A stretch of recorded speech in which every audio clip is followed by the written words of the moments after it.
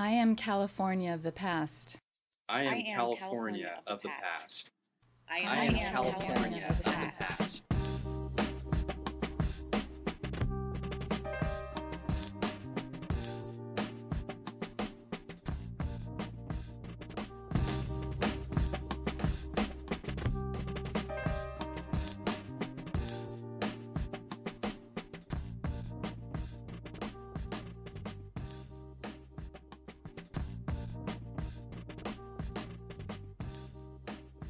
Hello, I'm Elva Gabriel, a resident of Hayward.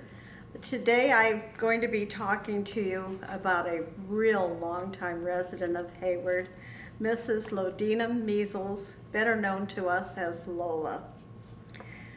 Lola is my 86-year-old neighbor who was born in Montana. She was named Lola because her mother named her alphabetically.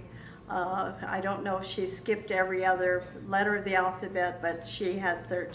The family, because of financial matters, had to move to Casper, Wyoming when Lola was only 6 weeks old.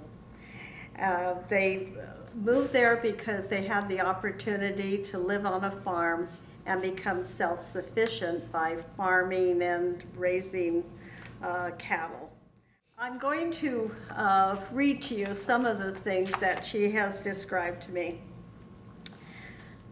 During my last year of high school, I'm talking in Lola's voice, the federal government provided a testing program for seniors in an effort to recruit workers for various job training programs, which it would eventually lead to the World War II effort.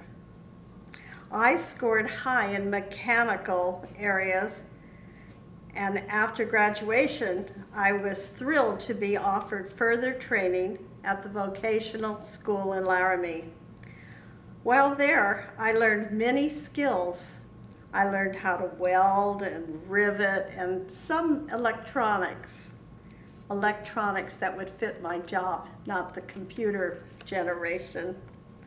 These skills were not generally offered to women, but since I had such a high aptitude in that area, I became an employee of the United States Army Signal Corps. I even had a title. My title was radio inspector.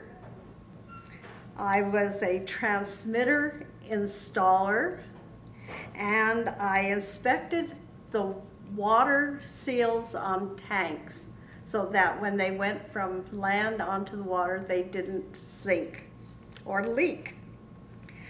What a great opportunity to finally travel from that farm. And off I went to Lima Tank Depot in Philadelphia in 1942. I inspected the electrical components, and the war effort suddenly was transferred to California. And I was thrilled to be relocated to the West Coast. I never thought I would get away from back east. And I was part of the Military Ordnance Division at Richmond, California. My primary duty was to drive tanks off the line through the Richmond hills and streets and come back on the dirt roads and bring the tanks down to the water line before they could be shipped overseas.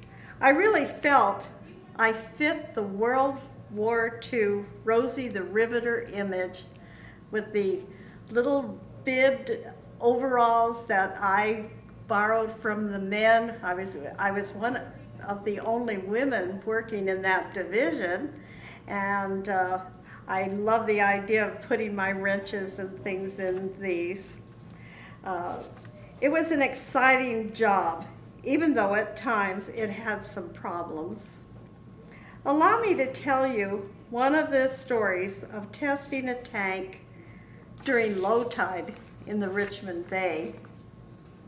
After driving through the Richmond streets and hills, I returned to the depot to pick up 2 male workers who were testing the tank's floating capacity and steering mechanisms and electronics, while I actually navigated the tank out away from the dock and headed toward the bay. And I cut the motor off. I was so proud. We were actually floating. But the point was that we had to sit out there for at least a couple of hours.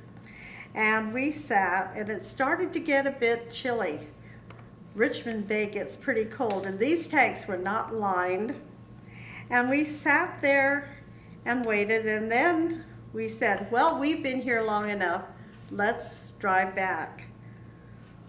And when we attempted to do that, we found that we were stuck in the silt and mud of Richmond Bay, and we got to spend the night there. It was not a luxurious overnight stay on a yacht, believe me. And we finally returned to the dock the next day. We took a lot of teasing from our fellow workers about the overnight cruise on the bay. I don't know if the government learned anything about testing or resting a tank near shore in a bay, but I certainly did.